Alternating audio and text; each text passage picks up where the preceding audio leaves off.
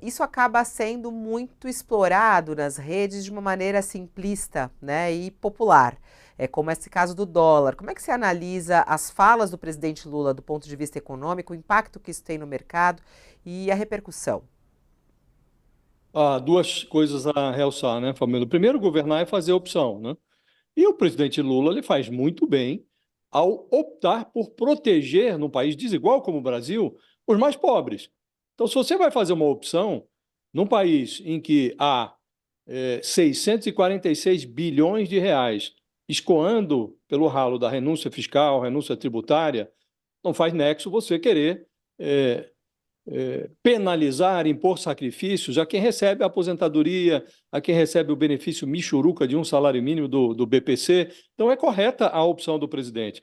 O que eu acho que falha no presidente, ele não é um debutante no Palácio do Planalto, está no seu terceiro mandato, é a forma como ele se expressa, que ele se contrapõe aos juros altos. Está lá fazendo o papel dele. Agora, quando ele ostenta um discurso que acaba dando munição. Evidentemente que o dólar não está subindo apenas porque o Lula falou isso ou aquilo. O dólar está subindo no mundo inteiro, né? Por conta da a política monetária dos Estados Unidos. Então, há elementos externos interferindo nisso, mas o presidente oferece matéria-prima para que o mercado incendeie um pouco mais o dólar. Isso tem um efeito inflacionário, então ele acaba se tornando um operador do contrário daquilo do que ele deseja, porque ele dá também elementos para que o Banco Central fique protelando a queda dos juros. Então, há 2 semanas, o Fernando Haddad deu uma entrevista e soou muito eloquente, disse, olha, nós estamos fazendo uma revisão de gastos que é ampla, geral e restrita. Vem aí um cardápio. Essa é a expressão dele, ampla, geral, revisão ampla, geral e restrita dos gastos.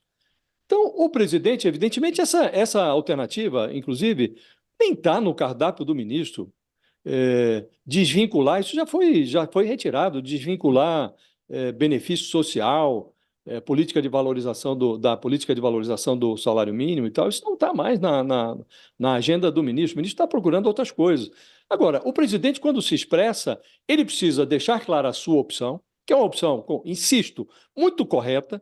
Não faz nexo que um país como o Brasil fique mirando os pobres quando você tem tanto dinheiro beneficiando empresários no Brasil sem que exista uma análise bem feita sobre a contraprestação desse benefício. Você recebe benefício, o que resulta disso? Tem emprego a mais? Isso está resultando em algum benefício para o país? Não tem esses estudos. Então, você vai concedendo o benefício. Aliás, em governos anteriores, o Lula, a Dilma concederam muito benefício, né? E é fácil conceder, depois é difícil tirar. O professor Roncalha fala bem da necessidade de tributar dividendos. É um lobby no Congresso que dificulta isso. Então, o presidente não pode, a essa altura, Fabiola, dizer coisas definitivas sem definir bem as coisas. Então, ele podia ter dito a mesma coisa que disse ontem, sem oferecer matéria-prima para que o mercado ficasse incendiando artificialmente a taxa de juros e jogando, né, na prática, jogando o presidente contra si mesmo. E se ele quer baixar os juros, não faz nexo que ele fique contribuindo para subir o dólar, que tem um efeito inflacionário e que dá também, oferece material para o Banco Central embromar na gestão da política monetária, retardando a queda dos juros. Então, o problema é dizer o que quer fazer e explicar. Então, o presidente está muito dúbio. E na essência, Fabíola, no essencial, muito provavelmente a saída a ser oferecida pelo ministro Fernando Haddad é uma mistura das duas coisas. Ele vai tentar novamente, e vem tendo muito êxito no primeiro ano, ele tem muito êxito em elevar a arrecadação, cobrando de quem não estava pagando. Ele vai tentar manter essa estratégia e, muito provavelmente, submeter a um pente fino essas despesas que estão sendo feitas pelo governo, e muitas delas merecem o pente fino, mesmo o BPC. A gente que está recebendo e que não merece receber, a gente que não existe, tem benefício fantasma na área. Então, vai ser uma combinação das duas coisas. O presidente sabe disso. E quando ele diz, precisa ver se precisa cortar, é evidente que tem muita coisa que vai precisar cortar.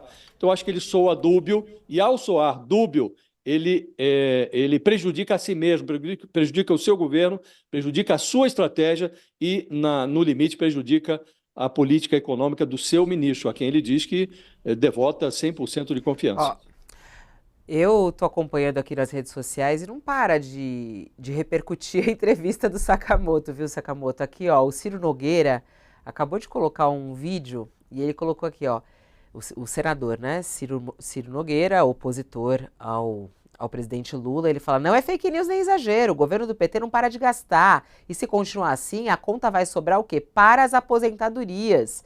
E aí ele coloca, põe um trechinho só do vídeo dele pra gente ouvir aqui. Se você tem mais de 60 anos, eu queria um pouquinho da sua atenção.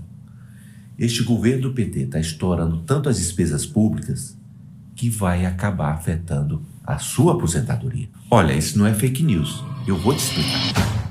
Aí, o Sakamoto, ontem o presidente Lula falou sobre essa questão do corte de gastos, né, que ele é tão cobrado, e ele falou, eu vou estudar isso e vamos ver, vamos cortar se precisar cortar, se realmente precisar cortar. Ele fala muito sobre o gastar, você falou isso com ele ontem, né? Como é que você vê aí esse ataque pesado que está rolando agora da oposição em relação às falas do Lula? Antes de mais nada, dá bom dia, boa tarde agora já para o André, né? Obrigado aqui pela presença. Tem uma coisa, foi a pergunta que a gente abriu a conversa com o Lula, né? Falou, olha, partindo do pressuposto que a conta não fecha, qual que você vai, o que que você vai fazer, né? Ou seja, vai contingenciar, vai segurar a despesa esse ano, vai mudar o mínimo constitucional da educação e da saúde, né? Vai procurar continuar cobrando dinheiro de setores que foram beneficiados, porque vamos ser sinceros, gente, desoneração, benefício social é gasto público.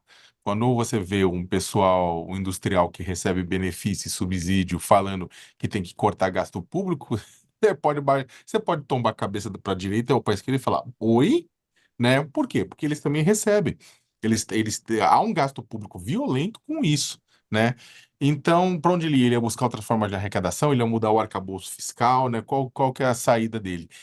Na verdade, é uma pergunta que para ele era difícil, porque é o seguinte, que ele tá? Ele está sendo pressionado para fazer cortes, inclusive nos cortes no mínimo de investimento constitucional que é previsto para educação e saúde no Brasil.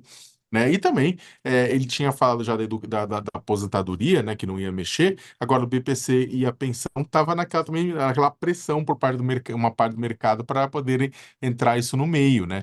Então, o que acontece?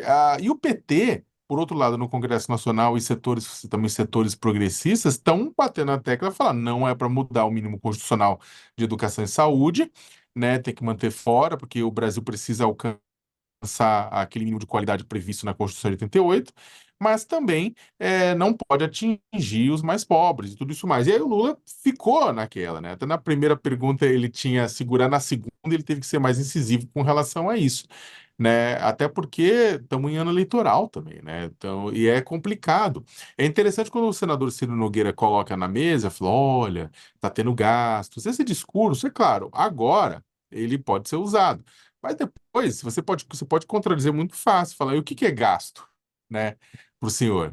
Né, gasto o quê? A pensão, é BPC, é gás no pronto-socorro, é educação, saúde. O que que é o gasto que o senhor quer que corte? Ou o senhor quer que corte o subsídio das empresas? Né? Aí vai jogar o próprio Ciro Nogueira para um sinuca de bico, né? Fazer, quer que corte o subsídio das empresas, quer que corte a educação e saúde dos mais pobres. Essa é a grande discussão.